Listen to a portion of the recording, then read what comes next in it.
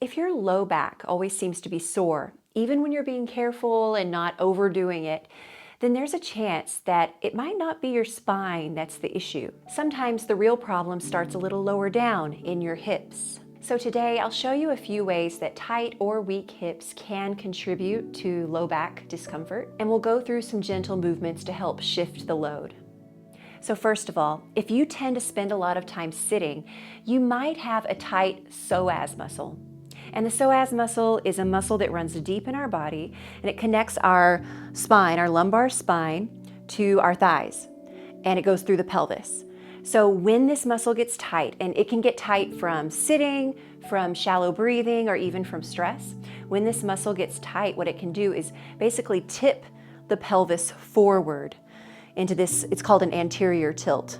Just a tilted forward pelvis. So that muscle is tight and it's just tipping the pelvis forward. And what this does is cause some compression in your lower back. And this also interferes with healthy spinal support from our core, our deep core, and our glutes. So it just throws everything off kilter. So explore this with me if you would. Take your index finger on these two bony points right here on your pelvis, your ASIS, and take your thumb behind you. Your thumb's behind you, okay? And I want you to imagine your pelvis is a bowl, and we're going to tilt the bowl forward to spill water out of the front of the bowl. So this is your anterior tilt, okay? And then we're like, whoops, we're spilling water. So we better tilt that bowl back, and a little tuck of the tailbone under you, and that's posterior tilt. Okay, you can just go back and forth like that. Honestly, these pelvic tilts alone are such a wonderful exercise, a wonderful movement for your body to get familiar with your pelvis and just develop a little more body awareness down there so we can notice as we go through our day how we might be positioned. So feel that. Notice when you do tuck, when you go into that posterior tilt, what do you feel in your body? Maybe you do feel your core kick on, your glutes kick on a little bit. And then when you tilt forward, what do you feel? Maybe you let go of that support, that engagement. Maybe it's a little harder to engage in this position. So just a couple more like that. And then settle into somewhere in between those two tilts. So not excessively out like this and not tucked under you either. I like to think of just a gentle lengthening of my low back or lengthening of the tailbone down towards the heels. And hopefully just that movement gave you some awareness of what your patterns might be, the patterns in your body.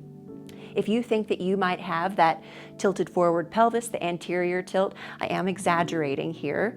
Yours may not be this intense.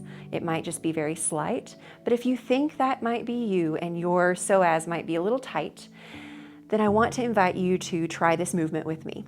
We can stay standing, but find a sturdy chair. Once you've got your chair, the short side faces you, and step the right foot on top of the chair, or whichever foot you'd like to start with. And then all we're going to do is shift the hips forward here. Now there's something really important that you need to be aware of, and that's the position of your pelvis. So stick your bottom out for me like this, like we just were into the anterior tilt. Now I want you to do the opposite and tuck it under into that posterior tilt, then shift the hips forward into a little stretch, and you should feel some nice opening here at the front of your left hip flexor. I want to emphasize that this doesn't have to be the most intense stretch you've ever done. In fact, think of easing into it. If you're just feeling some length here as you shift, that's good. Use your breath to tell our body that we are comfortable here. It's okay to let go of some of that tightness, so breathe low in your belly. Maybe slow the breath down a little bit. And I would hold this position for about 5 breaths or so. You can also come in and out of it if that feels good, and then hold the last one. Again, just remember that we are bringing a little bit of that tailbone tuck into this to get that psoas stretch.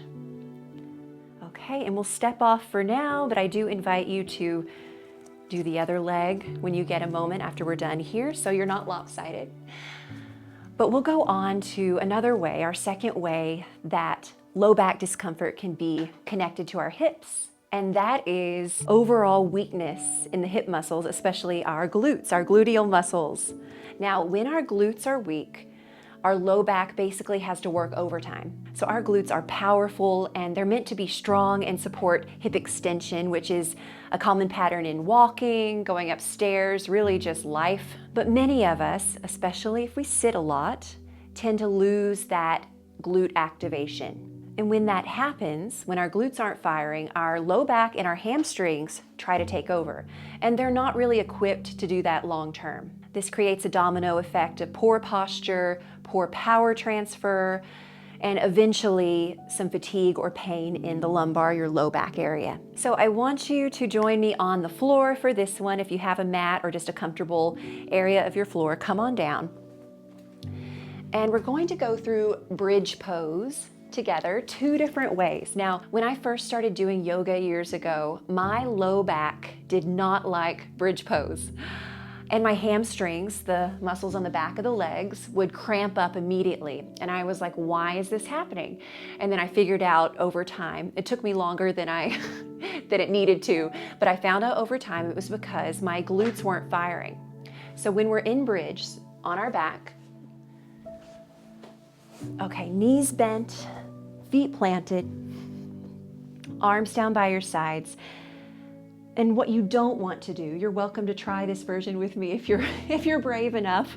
What you don't want to do is just shove the hips up using your spine, using your hamstrings. This is where the hamstrings will cramp up because they're trying to take over for the glutes, right? Hamstrings and back. This is actually how people used to teach it in yoga classes years and years ago. I had more than one yoga teacher say, soften your glutes in bridge. And this is just so the opposite of what we want to do. Whew, go ahead and come down if you did that version. You don't want to stay in that very long. So instead, we're going to plant through our feet, engage our glutes, and strongly drive the hips up using these strong, powerful glute muscles.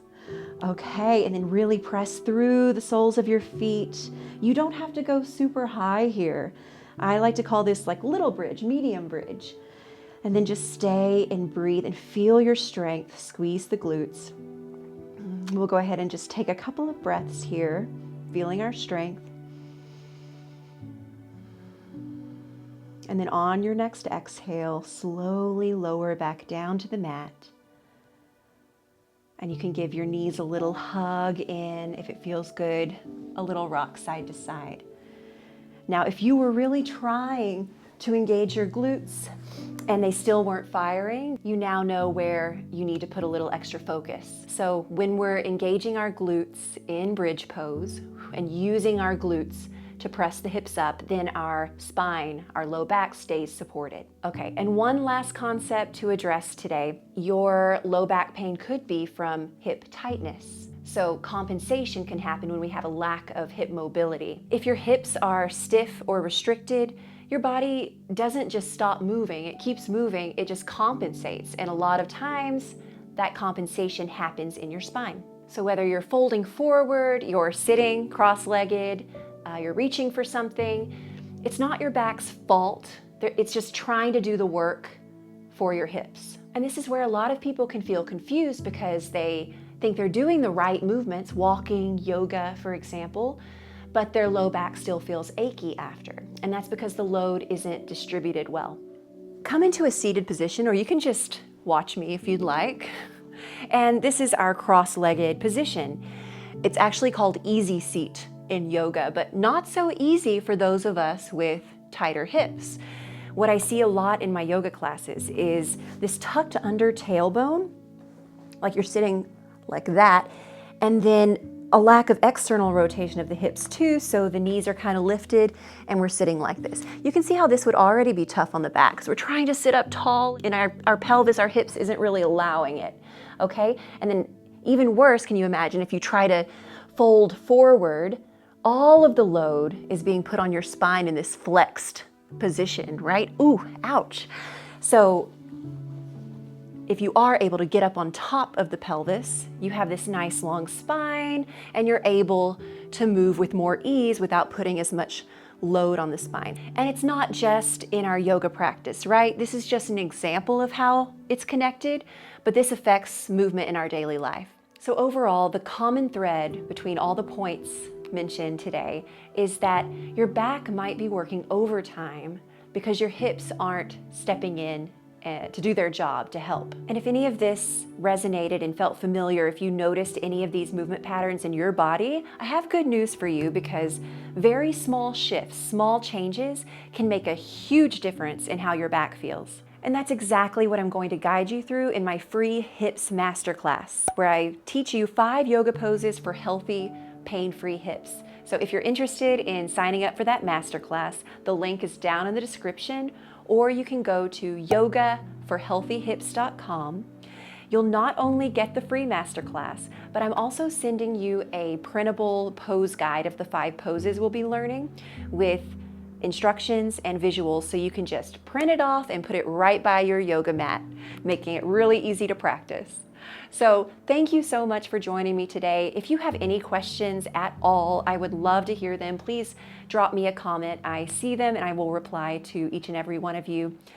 Have a beautiful day.